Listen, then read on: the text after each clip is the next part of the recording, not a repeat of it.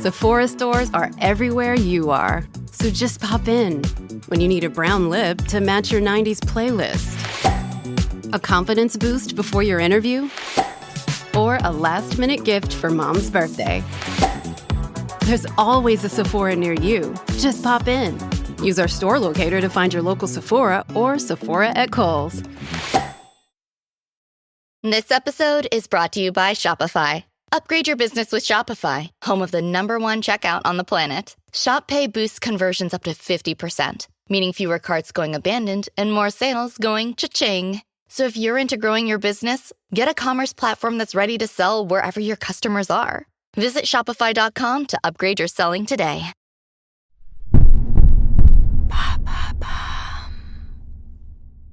Ces dernières semaines, nous avons souvent tourné le regard vers les États-Unis pour savoir qui sera président pour les 4 prochaines années. Il semblait donc évident de consacrer cette saison de Love Story à la politique américaine, et plus précisément au couple présidentiel. Comment conjugue-t-il amour et pouvoir ?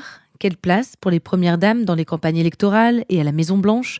Avant d'explorer ces questions dans un nouvel épisode, permettez-moi de vous présenter notre partenaire.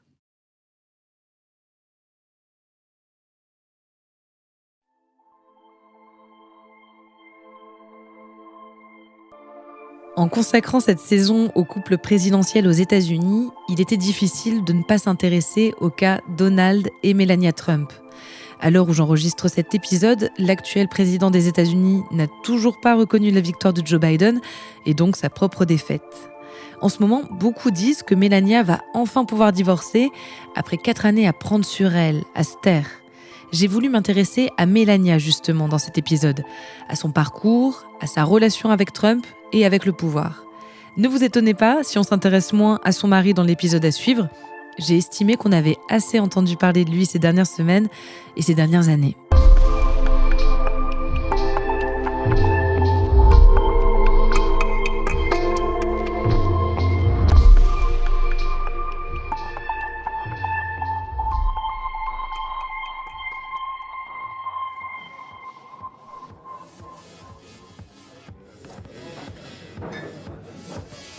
« 1998, New York.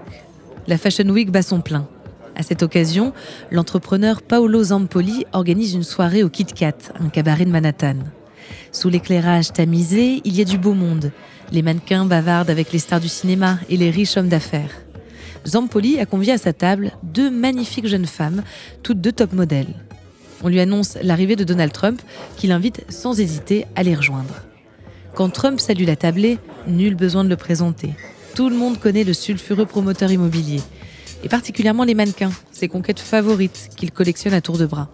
Pas vraiment étonnant alors que son regard se dirige tout de suite vers les 2 femmes qui entourent Zampoli. Et plus précisément sur une d'entre elles, Melania Knauss, 28 ans, sa future épouse et future première dame des États-Unis. Melania est née dans la province de Novo Mesto, en Slovénie soviétique. Elle grandit dans un pavillon plutôt coquet d'une petite ville industrielle. Un environnement aisé pour une enfance heureuse, en tout cas en surface. Dès son plus jeune âge, Melania est remarquée pour sa beauté. Son père l'inscrit à des concours. Elle apprend à défiler sur les podiums. La mode devient sa passion. Jeune adulte, elle s'oriente vers des études de design et d'architecture à la capitale, Ljubljana. Mais ce que Melania veut vraiment, c'est devenir mannequin. Elle sait qu'elle en a l'étoffe, on lui répète depuis son enfance. Elle enchaîne les castings et les concours, elle signe ses premiers contrats. Mais rapidement, la Slovénie lui semble trop étroite, trop insignifiante pour ses rêves de carrière. Melania monte dans un avion direction New York et dit adieu définitivement à sa vie d'avant. À New York, il faut maintenant se faire un nom, ou plutôt devenir un visage connu des photographes et des directeurs de casting, des agences et des magazines. Imprimer sa silhouette dans l'univers convoité de la mode. Elle y parvient. Quand elle rencontre Donald Trump, Melania Knauss multiplie les défilés et les shootings photos. Elle voyage en Europe, elle fait la couverture des magazines. Elle gagne bien sa vie. Elle en est là, ce soir-là, au Kit Kat Club, à la gauche de Donald Trump, qui lui demande son numéro de téléphone. Melania refuse. Elle lui propose cependant de prendre le sien. Ils se revoient et ne se quittent plus.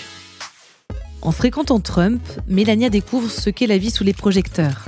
Ils sont suivis par les paparazzis, ils font régulièrement la une des tabloïds. Donald est particulièrement fier de Melania. Il veut que chaque photographe immortalise sa beauté, sa jeunesse, elle qui est de 24 ans sa cadette. Le pays la découvre encore plus en détail dans les téléréalités qui mettent en scène le quotidien du millionnaire. His mind, amazing mind, and very smart, very charming, a great energy. We have a great relationship. We are own people. I'm my own person, he's his own person, and I think that's very important. I don't want to change him, he doesn't want to change me. Pourtant, Melania reste insaisissable. C'est une femme réservée, qui parle peu. Elle sourit, elle est toujours aimable, mais on ne la connaît pas vraiment. En 2005, Melania Knauss devient Madame Trump. Le couple se marie à Palm Beach, le fief de l'homme d'affaires. Fait plutôt ironique, Hillary et Bill Clinton font partie des invités ce jour-là. Un an plus tard, Melania donne naissance à leur fils, Baron. La même année, elle obtient la nationalité américaine. This episode is brought to you by Shopify. Upgrade your business with Shopify, home of the #1 checkout on the planet. Shop Pay boosts conversions up to 50%, meaning fewer carts going abandoned and more sales going cha-ching. So if you're into growing your business, get a commerce platform that's ready to sell wherever your customers are. Visit shopify.com to upgrade your selling today. Melania devient femme au foyer dans la Trump Tower de Manhattan. Ses parents vivent là, eux aussi. Elle les a fait venir de Slovénie. Pendant des années, elle mène une vie discrète, qu'on devine lui convenir, considérant son caractère. Puis arrive 2015. Donald Trump annonce sa candidature aux primaires républicaines, qu'il gagne. Pendant la campagne présidentielle, Melania reste très en retrait.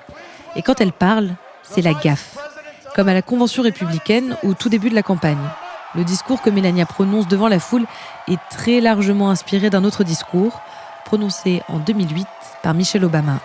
C'est l'humiliation, même si le couple pose la responsabilité sur les épaules de l'équipe de campagne. Thank you. Thank you very much, everybody. Une rumeur raconte que Melania aurait lâché des larmes de tristesse le soir de la victoire de Donald Trump. Impossible à confirmer, mais ces 4 années de mandat montrent en tout cas le peu d'aise qu'elle a assuré le rôle de First Lady. Melania devient cette figure énigmatique, mystérieuse, presque invisible. Elle alimente les rumeurs et les fantasmes. On raconte qu'elle n'habite même pas à la Maison-Blanche. En réalité, elle a décidé de se consacrer principalement à l'éducation de son fils. Femme au foyer et fière de l'être, de nouveau. Dans les meetings, elle est en retrait, souriante, la bouche cousue. On dirait que cela convient bien à son mari, qui a déjà crié à la foule des phrases comme « Où est passé mon top modèle ?» Pourtant, quand il le faut, on sait faire appel à Melania. Quand des polémiques enflent, quand même les équipes de Donald Trump se trouvent dépassées par ses dérapages, Melania entre en scène. Elle le défend. Qu'il soit accusé d'agression sexuelle ou d'insultes envers les femmes, les immigrés, les anciens combattants, elle le défend. Quand il menace de surtaxer les vins français, on envoie Melania chez un caviste basque pour une dégustation avec Brigitte Macron. Parfois, elle aussi crée les polémiques, souvent par ses tenues, comme lors de cette visite au Kenya où elle se présente avec un casque colonial sur la tête.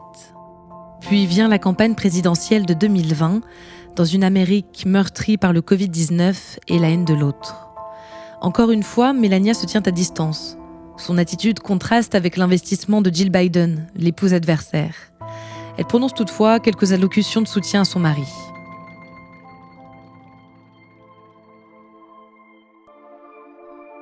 Depuis l'annonce de la victoire de Joe Biden, de nombreux articles, plus ou moins sérieux, annoncent le divorce à venir de Donald et Melania Trump. Pour beaucoup, le silence de Melania serait la résultante d'un désaccord profond, innommable avec son mari. Depuis 4 ans, l'expression « Free Melania », « Libérer Melania » est commune sur les réseaux sociaux et dans les manifestations. Melania quittera-t-elle Donald Trump quand les projecteurs seront à distance ? À quel prix ? Pour elle et pour leur fils. Comme pour beaucoup d'autres éléments autour de cet homme, autour de cette présidence, les prochains mois seront cruciaux.